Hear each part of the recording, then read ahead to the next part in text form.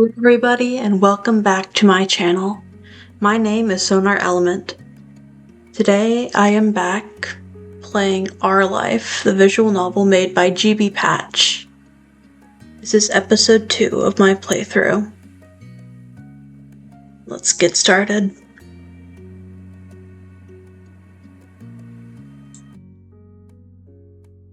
Okay. I think I'm gonna start with Long Day. Just have to remember the voices. It was another scorching summer day, the kind where no sooner had you finished one cup of water, you're already filling it up again. Everyone else had something on, so that afternoon it was just you and Shiloh. This didn't happen much, especially since Cove arrived. Without Lizzie around, Shiloh looked to you for all the answers. It made you feel... nothing, really. Shiloh went along with whatever you wanted, so he wasn't a bother, but he also wasn't that much fun. You drained yet another drink and frowned at the empty vessel.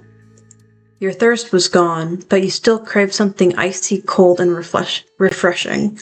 Something sweet. Something like... a popsicle. You wanted something fruity and brightly colored. There's nothing like that to be found at home. You knew that without needing to look. Your moms didn't keep sweets in the house. Outside, there was plenty of places where such goodies could be obtained, but they were shops and demanded payment in exchange for their products. You asked Shiloh for help. Shiloh, do you have any money? Oh, let me check. That was easy. You felt like you should tell him why you were asking. Thanks. I want a popsicle, but my moms don't keep any here. Shiloh rummaged in his backpack and proudly produced an assortment of coins, plus one stray button. You set the button aside and counted the coins in neat piles. Just over $1. You announced this to Shiloh. He had almost certainly come to the same conclusion, but he'd been watching you expectantly. It's a start. Shiloh beamed at you. We'll need to find some more. Okay. The two of you lifted couch cushions, stuck tiny hands down deep crevices in the sofa and under furniture, and scoured the back of drawers. Most of what you found was useless or gross. Bent paper clips, fluffy wisps of dust or sandy crumbs. But every so often, one of you would strike silver or bronze and add it to the growing pile of coins. Dusty and disheveled from checking every room and squinting into every tiny nook, the two of you finished pooling your finds. Shiloh held his breath as you counted the coins once again. $2.53 and 2 buttons. You didn't know when the second button had decided to join the party, but you were too pleased with your successful haul to throw it out. Is that enough? You figured he knew the answer without looking to you for confirmation, but the thrill of your success and the reward that would follow canceled out any other feelings you might have had about it. Yeah. You could now afford something at the shops, just one thing, but that was infinitely better than none.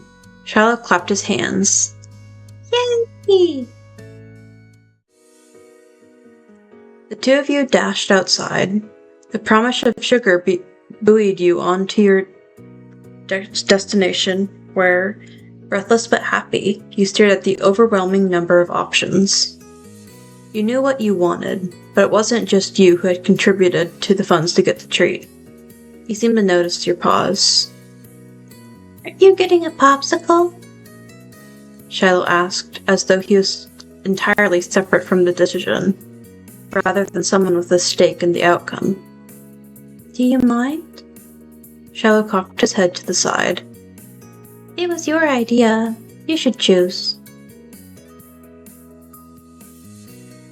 Are you really sure it's okay? Yeah. Really? Really? Pleased, you bought the dessert you'd longed for. Sweet success. Finally, the reward for all your hard work was in your hands. You sucked on the fruity popsicle you'd bought. The icy treat cooled you down perfectly, and the zesty flavor was refreshing. You held it out to Shiloh so he could take a turn. He shook his head. You can finish it. You didn't want any? After everything you did to help get it? That was weird. You hesitated. It's okay. It's okay, Wonder. You want it more than I do. And I'm really happy we got the play today already. You finish it. Well, it wasn't worth arguing further. The frozen treat was being worn away by the sun and starting to trickle dangerously towards your fingers. If you waited much longer, then neither of you would be able to getting to eat it. Alright, thanks. The two of you began to head back home as you ate. You offered the treat once more to Shiloh, but he refused again. You walked side by side on the shore in silence, but your thoughts kept drifting to the boy beside you. Why didn't he speak up for himself? It was almost as if Shiloh didn't know how to say what he felt or was too afraid to. You thought that was kind of sad. Not being able to talk to people isn't fun, and you didn't want to be the kind of person people were scared to tell their honest opinion to. You considered asking Shiloh about it, but if he couldn't give an opinion on something like ice cream, then he wasn't going to open up about this. You hoped for the best.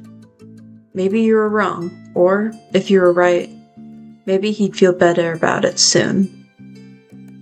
Shiloh made you unsure about setting a label on the experience of spending the afternoon with just him.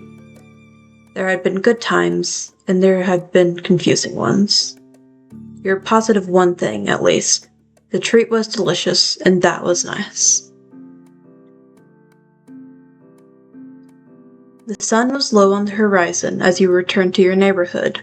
There you spotted two very familiar figures up ahead, Lizzie and Cove. You opened your mouth to make your presence known to them, just as you saw the tears on Cove's face. You walked straight over, Shiloh at your heels. Once there, you...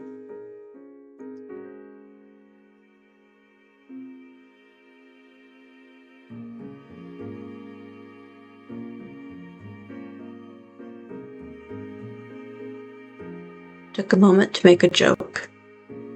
I thought we lived near a beach, not a waterfall. Cove wiped his eyes with his cast, the tears staining the pink a vivid crimson. He wasn't happy, but he did seem a bit more at ease. Why are you crying? Wonder. I got yelled at. He took a deep, steadying breath. Some grandparents got mad at me. Oh, sorry. Lizzie jerked her head in the direction of a nearby house. Your heart sunk. You knew exactly what had happened. Every year, the same mean old couple rented out that condo for the summer. You, Lizzie, and Shiloh knew to stay away from them, but Cove couldn't have. They're like that with everybody. Even your mom struggled to find anything nice to say about them, but the elderly pair particularly took offense to kids. It didn't matter if they were nice like Cove. Yeah, Lizzie said that. Lizzie drew herself up at that. She looked pointedly in your direction. I was helping. That's cool. Is there anything I can do? No. I'm just gonna stay away. Or you could teach them a lesson. There's a devilish glint in her eyes. What?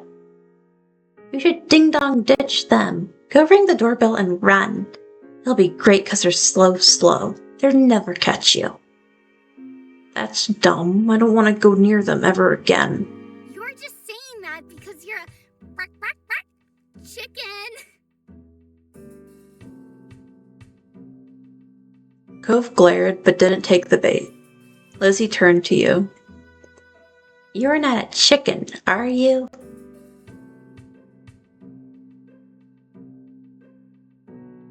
Yeah, cluck cluck.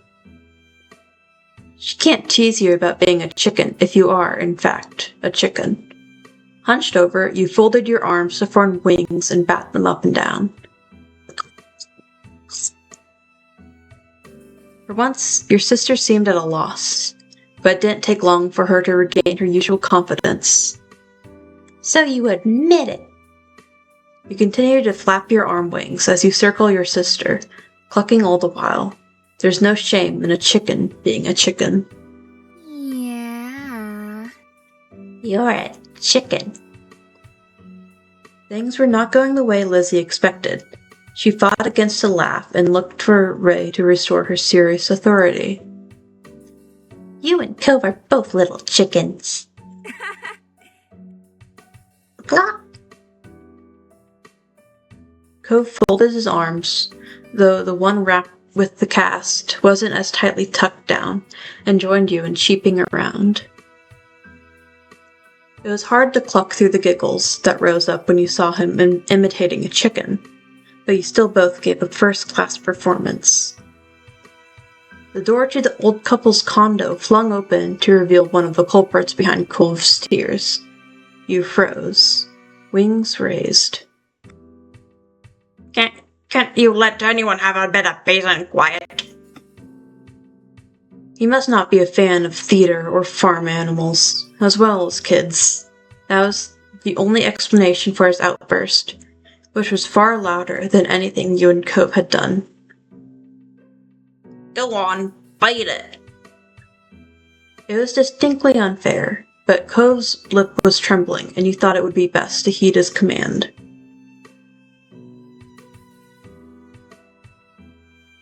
Lizzie took off, with Shiloh immediately trailing after her without as much as a glance back in your direction.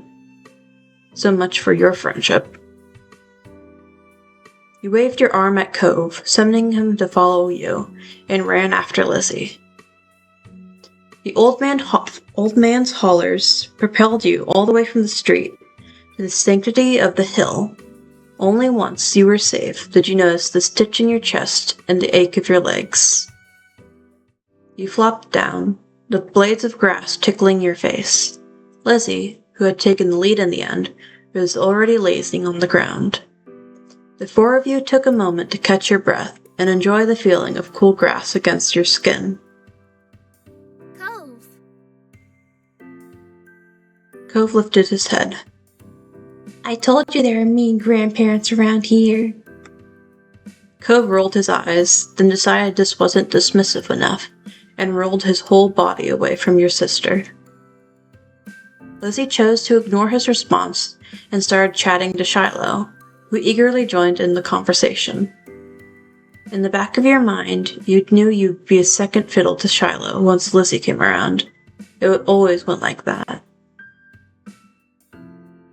And it was fine, you thought. Shiloh could prefer Lizzie as much as he wanted to. There are other things to attend to anyway.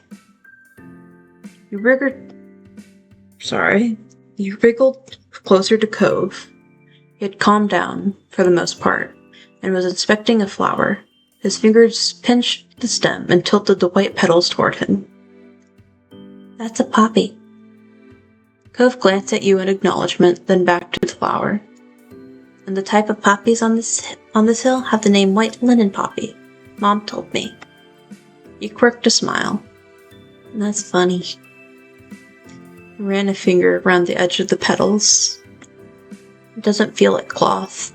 You need a lot of them to make anything. He nodded and released the delicate plant. Evaluation complete. This was my favorite kind of flower, but I didn't know if it was what it was called. Thanks.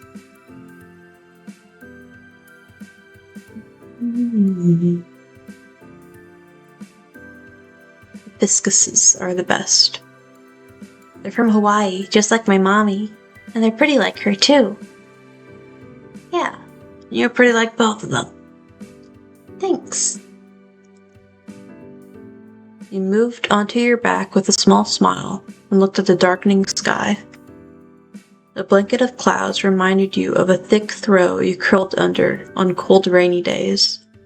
You wondered if the clouds would be as soft.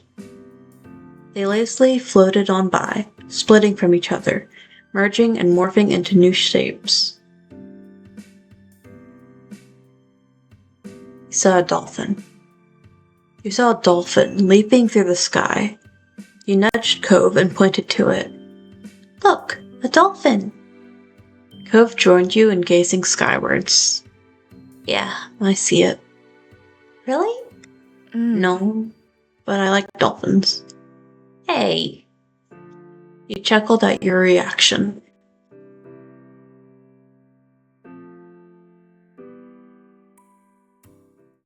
All the sun's light faded from the sky, and the moon rose higher. Lizzie got to her feet, dusting strands of grass from her bare legs, and surveyed her surroundings. The ocean, visible from the crest of the hill, beckoned with every sweep of the tide. Let's go to the beach! There's no argument from the other two. Shiloh was still Shiloh, and Cove would never say no to going to the shore. He was a child of the sea. You were happy to do what the others wanted. The beach wouldn't necessarily have been where you chose to go next, but if that was what the others wanted, then you weren't going to spoil the fun. You stepped onto the sand for the second time that day, but it felt different at night. The beach was nearly quiet at this hour. Abandoned sandcastles and footsteps in the sand, too big to belong to any of you, were the only indication of how busy it had been only hours earlier. The four of you kicked shoes off and removed socks, and walked along the water's edge. The waves tickled your feet. I wonder what would happen if you tried to take a bath in the ocean, with shampoo and everything. I would be back for the fish. Jeez.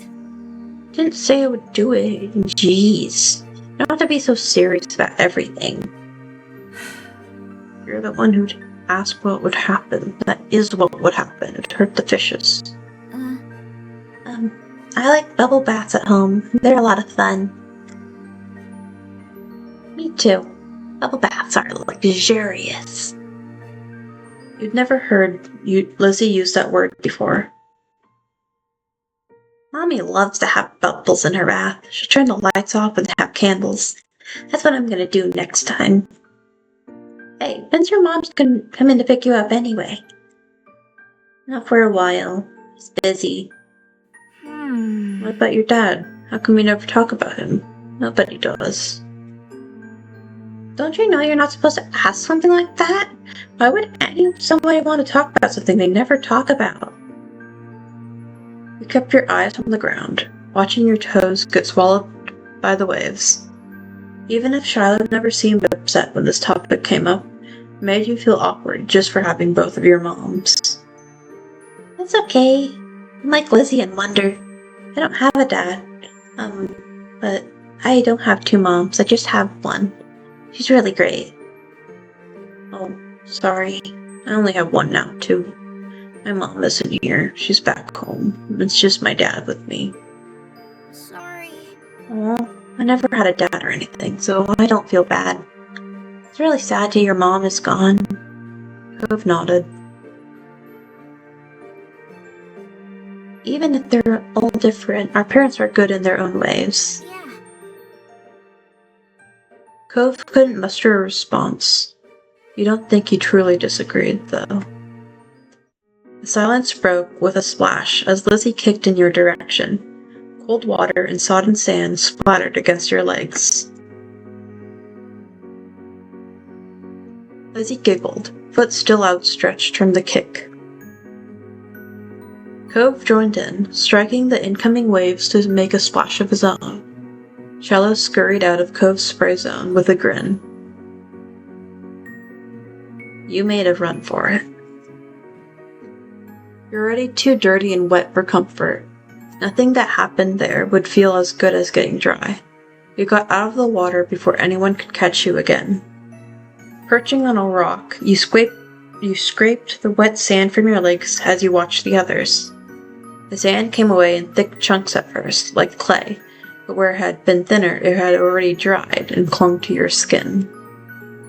Cove and Lizzie were relentless, whereas Shiloh mostly just dodged. Ah! Shiloh's brief exclamation was drowned out by the biggest splash yet, caused by him falling face first onto the ground. That would have been bad enough without the wave that followed, cascading over his prone body. Shiloh sat up, shaking his head like a dog coming in from the rain, as Yoel hurried over to check on him. His hair was plastered to his head, and his soaked clothes clung. If there was any part of him that was still dry, you couldn't see it. That was crazy. Are you okay? Yeah, my foot got stuck and I fell over. You dumbo. Way to go, Shiloh. You offered him some help up. Shiloh didn't take your outstretched hand. After a moment, you dropped it. Lizzie was too busy snickering to notice and held her hand out to Shiloh too. He reached over and took it. Slowly, he started to pull himself up from the ground. Then, he slipped on a slick stand, dragging him and Lizzie down, just in time for another wave to hit. The water rolled over them. Sorry. What were the odds of that happening twice in a row? You thought they must be low, but there's no way Shiloh would do something like that on purpose, then pretend it was an accident, especially not to Lizzie. Even if your relationship with Shiloh felt unclear, he did at least like her a lot. Lizzie was his favorite, right? Smiling boldly, Lizzie extracted herself from the ground and wiped a streak of sand from her cheek. She didn't intend to let this embarrass her. Shiloh got up again as well, this time without incident. He still looked like a drowned puppy, but that didn't stop Cove laughing at the two of them. With that, it was time to call it a day. The four of you made the journey back home, leaving a trail of wet footsteps and sand in your wake. Damp clothes may have weighed down some of the group, but your spirits were high. Your arms swung side to side as a cool breeze flowed past. Your moms were outside, chatting to Cove's dad. We're back! Your mom's faces fell as they took in the state you're all in, ranging from messy to stoked. Now. Elizabeth, is that all you have to say for yourself? You brought half the beach back with you. I most certainly did. What's Marigold gonna do when she comes to get Shiloh? Is that how you want him to be for the long drive home? Cold and filthy? Lizzie's expression turned sulky over the scolding. Being the oldest could be fun, but it also meant she was the first to get in trouble when something went wrong. Mr. Holden, on the other hand, chuckled as he ruffled Cove's matted hair.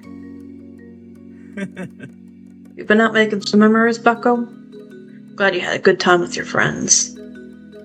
Cove used his slightly moist cast arm to push his dad off. Mr. Holden's eyes widened too when he noticed that even that had gotten wet. Now he was worried too. I think they could have found a less risky way to spend time, had just as much fun. That might be right, kids. Like any do. Come on, go. Let's go get you cleaned up and dried off. We wouldn't have to have that cast fear set. Cove winced at the thought. Okay. Attaboy. Mr. Holden casually bent down and plucked Cove up off the ground, ultimately holding Cove against his chest. Sand was already transferring from Cove onto him, but that didn't seem to bother Mr. Holden. Cove protested being carried, but only got a reassuring pat on the back for his trouble. Take care. Good night, Cove. Thank you for the talk, Cliff. Night, Element family, and Shiloh too. Resigned to his fate, Cove twisted his body in his dad's arms in order to turn around and wave goodbye. You beamed as you reached up and waved your hand in the air. Good night. Fine. Well, we better do what we can to fix you guys up too. Come on. Everyone inside, I want you to march straight to the downstairs bathroom. Ugh. Yes, Mom. Okay, Lizzie's mom. Don't worry about stopping to wet your feet on the mat this time. That won't do much good tonight.